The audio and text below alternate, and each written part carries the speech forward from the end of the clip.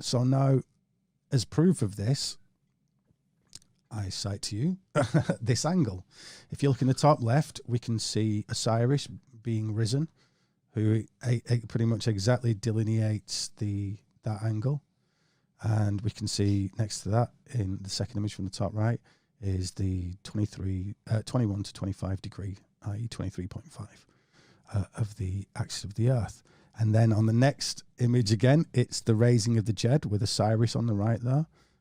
And the Jed is the axis of the Earth, the coming of the summer, the falling of the winter, whatever it is.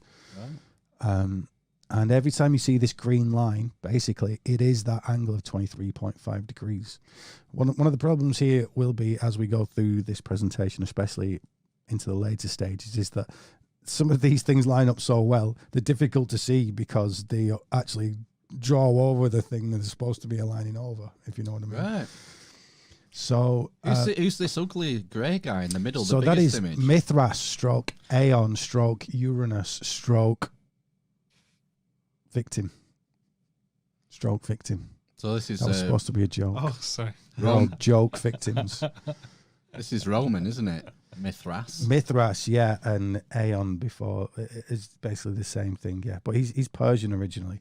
I don't want to answer too much, but the last card of the tarot is to his bottom left. Has he got an iPhone? Yeah. he's got a key, which we've seen before, which I will say is the plough. If you think of the shape of the plough, that's that, which is the same as the keys of Saint Peter. I wish I'd have got this slide. We'll see it for next time. There'll be a next time, I'm sure. And we've another one. Bottom left, we've got this serpent again, the caduceus symbol, the one you see on doctors, Red Cross and stuff like that. The serpent travelling round the pole. And then we've got your stones again. We've got the stones, and our Saturn, our time god, who's holding a big T on a cross, is holding a ruler because there's a weight and a measure.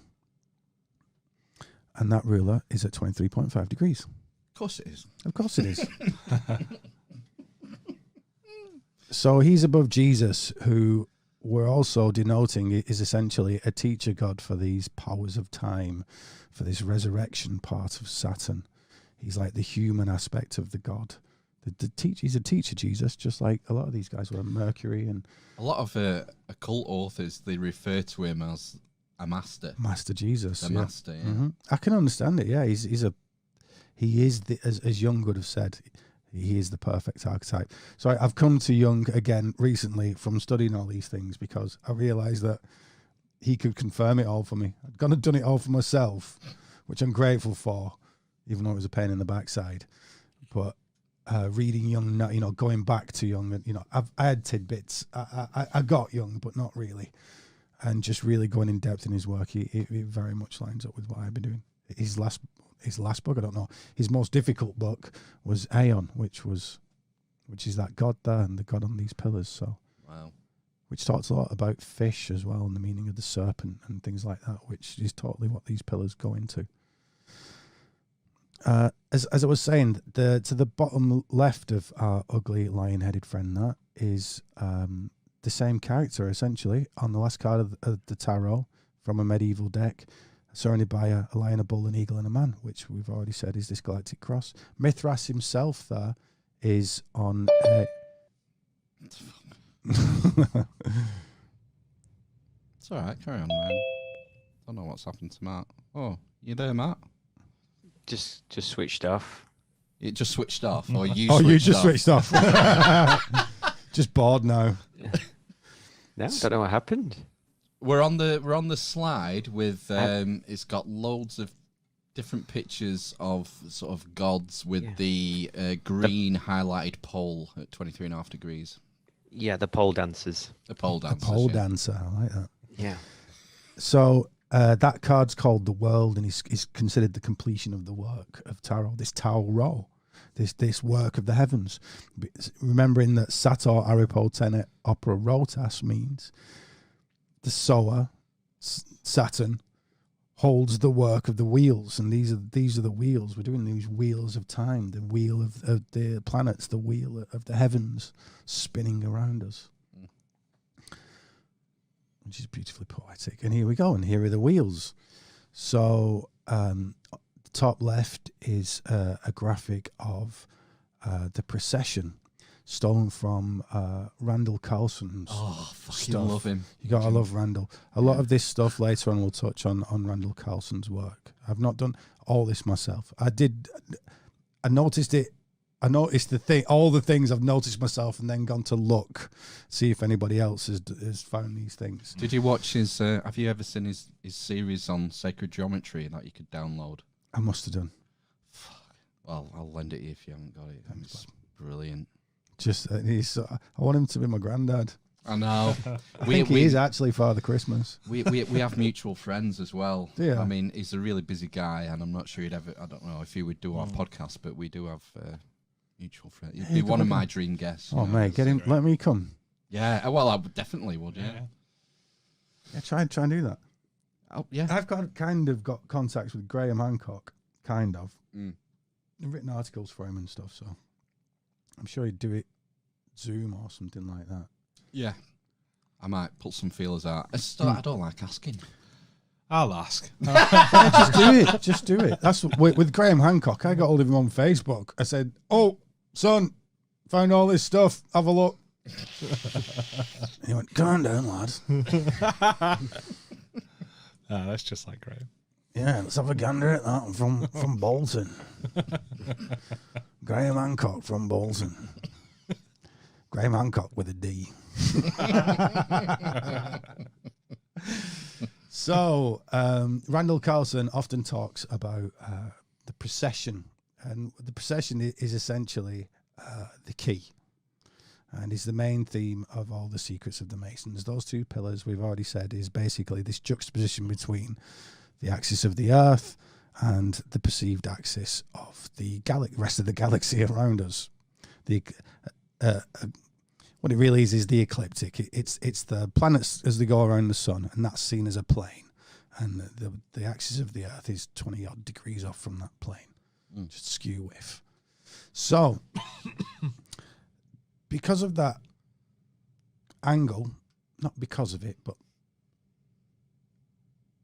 that angle actually wobbles as when the spinning top slows down, it starts wobbling around and doing that spinning thing where the top of it is actually spinning in all kinds of directions, but it's relatively stable. So too with the Earth. And because of that, there's possibly several other reasons around it as well, including the Earth being a binary star.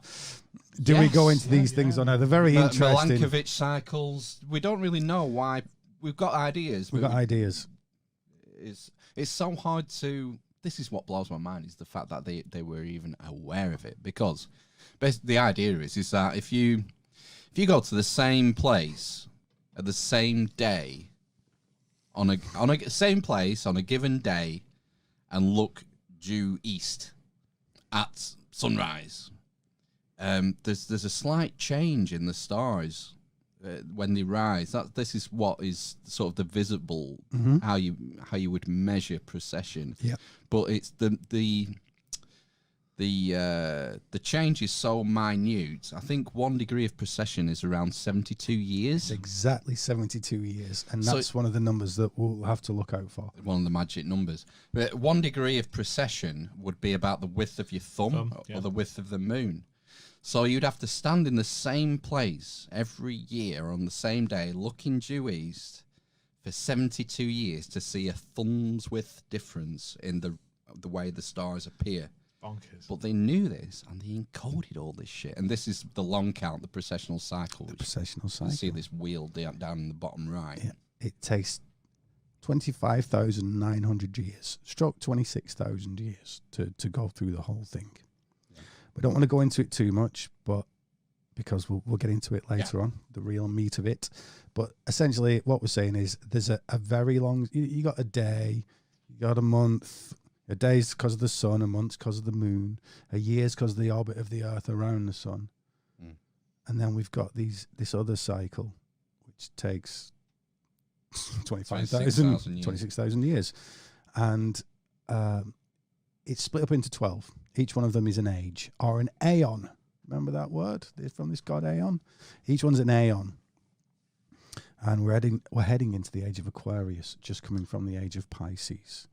And when you look into the mythologies of most of the ancients, dependent on what star sign was coming up in the east, just before the sun popped up in the morning, whatever that star sign was, kind of dictated the flavour of the religion of the state at the time, because they saw themselves as having to adapt and adjust, as we do now, into the age of Aquarius. Yeah, so each processional month, if you like, lasts about 2,160 years. And the age of Pisces happened to start around the time of Jesus. Mm-hmm. And then before that, we've got age of Aries, would it be before that? It was, yes, the age of the ram. The ram, and the ram's very significant in Judaic. Significant everywhere. You get from the Masons, Hiram. Hiramabith. And then Brahman, Abraham. You get all these rams, Ramses, Gordon Ramsay. And it's in the iconography as well, like the artwork from that time. Oh yeah. The Pisces, Jesus the fish. Jesus the fish. All sorts of fisher of men. Once again, Phil, you've got there way before everybody else. We need to get some water carrying merch on the go. Get in on the ground floor. This is where we're going. So I think that about